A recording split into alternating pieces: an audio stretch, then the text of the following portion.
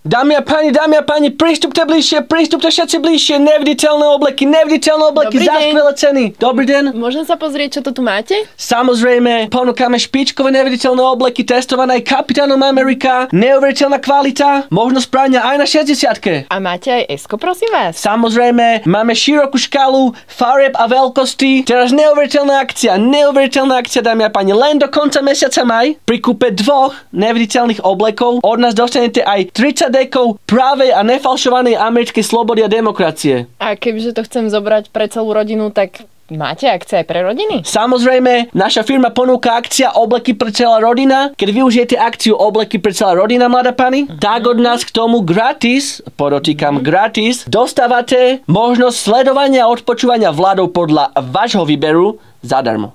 Tak to teda berem. Tak som rád, že sme sa dohodli. Ďakujem. Do nevidenia.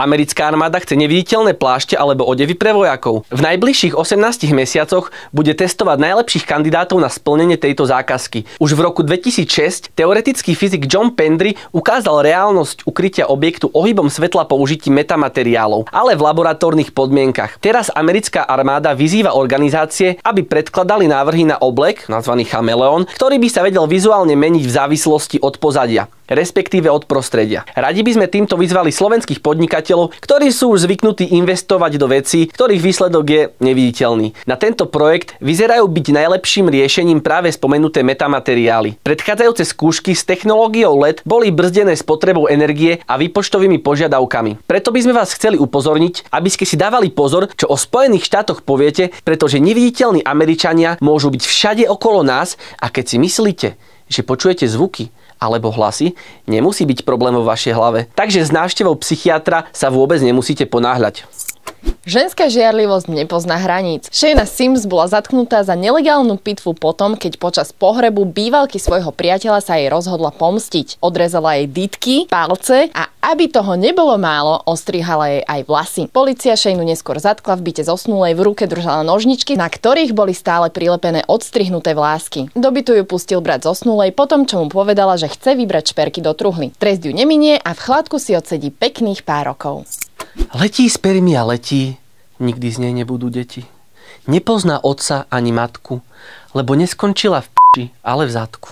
S takýmito problémami sa nemusí potýkať jedna nemenovaná Američanka, ktorú sme si u nás familiárne pomenovali 3 v 1 Smithova. Táto žena sa totižto narodila s veľmi vzácnou poruchou v oblasti genitálií. Namiesto močovej trubice, vagíny a análneho otvoru má iba jeden, takzvanú kloaku, ktorú majú napríklad aj vtáky. Nie páni, nie tie vaše, ale tie normálne, čo lietajú po vonku. Napriek tomu 3 v 1 Smithova otehotnela, drobčeka donosila a úspešne porodila. Podľa lekárov ide o jeden z milióna prípadov a aj pre nich je to úplná rarita. Zaujímavé je, že sa to dozvedela úplnou náhodou, keď prišla na pohotovosť už ako tehotná a sťažovala sa na špinenie. Aj keď je to pomerne u tehotných žien bežné, tentokrát to bolo iné. Ošetrujúci lekár z toho chudák ostal dosť zaskočený, lebo zistil, že krváca vlastne z konečníka. Dobrá správa je to možno pre jej manžela, ktorý sa nemusí báť, tak ako veľa iných, že sa proste netrafí do tej správnej dierky. Horšie to môže byť pre jej dieťa, ktoré sa počas života môže potýkať aj s nepríjemným častovaním svojej osoby typu čo chceš ty hovno, alebo aj tak prežiješ celý svoj život v sračkách.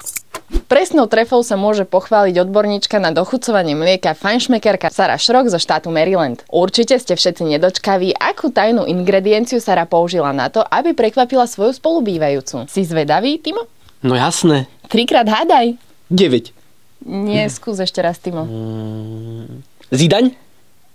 Nie. Ja neviem už.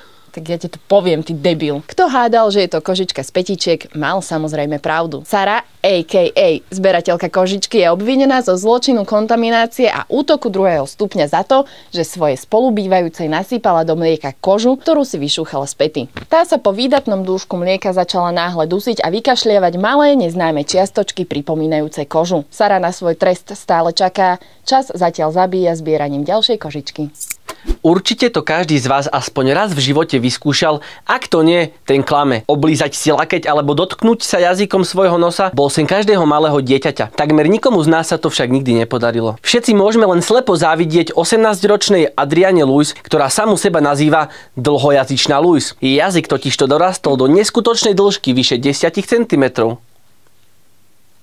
A Lewis si tak v pohode dokáže oblízať aj vlastné oko. Lewis má v pláne dať si svoj jazyčisko zmerať komisiou z Guinnessovej knihy rekordov a prekonať tak rekord Kalifornčana Nicka Stoeberla, ktorého jazyk meria skoro 10 cm.